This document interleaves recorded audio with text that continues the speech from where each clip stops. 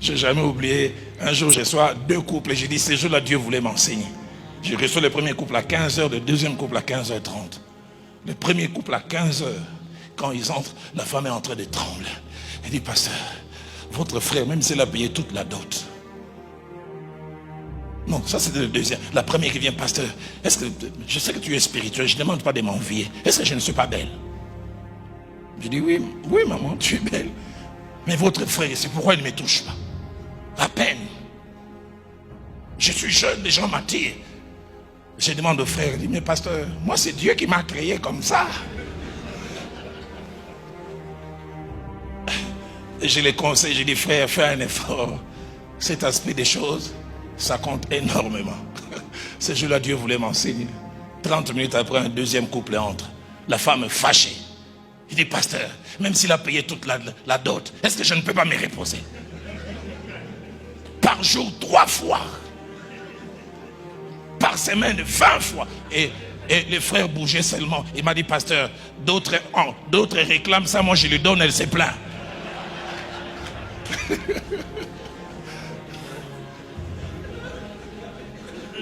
Différence des tempéraments sexuels. Alors c'est pourquoi la plupart des fois les problèmes se posent quand dans un couple 2 conjoints ont des tempéraments sexuels opposés. L'homme est très chaud, la femme est à noirite nengapeta. Elle aime une fois les mois. Ou l'inverse, l'homme aime chaque jour, la femme ne veut pas. C'est pourquoi vous qui n'êtes pas encore mariés, priez que Dieu vous associe avec quelqu'un dont le tempérament est pareil. Si vous deux, vous êtes des froids, vous vous habituez dans votre froideur. Une fois par semaine, elle est contente, tu es content.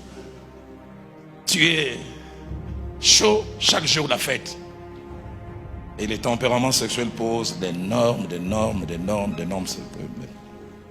7e cause d'infidélité conjugale, attachement à certaines pratiques sexuelles que mon épouse n'aime pas ou n'accepte pas de m'accorder. J'ai vu ça souvent en tant que pasteur. L'homme aime ça, mais la femme, j'ai joué en parlant avec un homme et dit, pasteur, j'essaye. Mais madame n'aime pas cette pratique.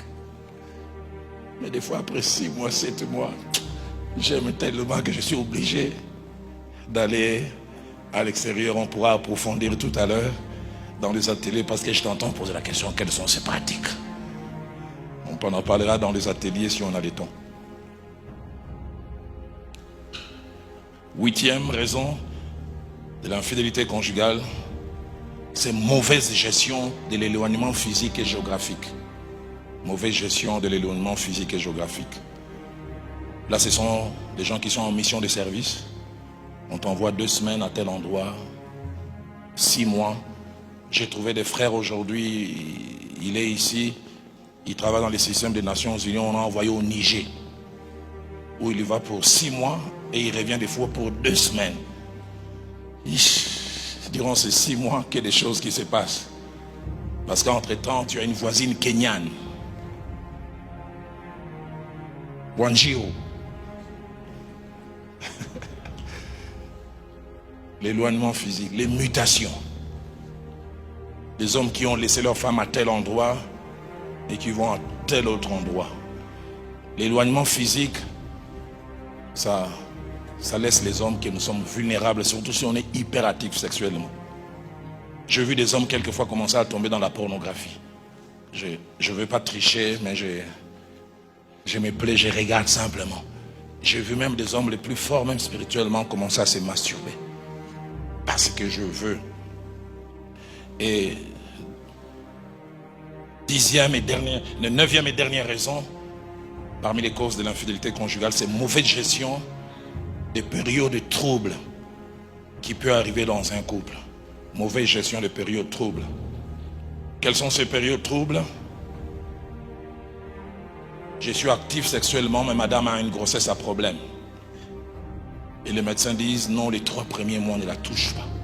Sinon, vous risquez de perdre la grossesse. Mais toi, tu aimes chaque jour. Elle est malade physiquement. Je me souviens d'un homme, sa femme avait des myomes sur les 30 jours du mois. Les sangs pouvaient couler des fois 20 jours. Ça coule aujourd'hui, ça arrête 2 jours et puis ça revient. L'homme commence à être fatigué.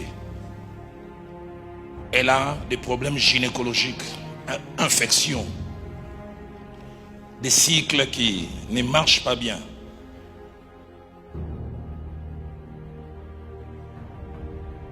Problèmes de maternité qui se suivent. Elle commence à avoir peur de la vie sexuelle. Et cela me permet de toucher l'avant-dernier point, quelques phases et conséquences de l'infidélité conjugale. L'infidélité conjugale en général a 3 phases. La première phase de l'infidélité conjugale, j'appelle cela la phase clandestine. C'est-à-dire on cache la relation et l'on fait tout pour qu'elle ne soit pas connue.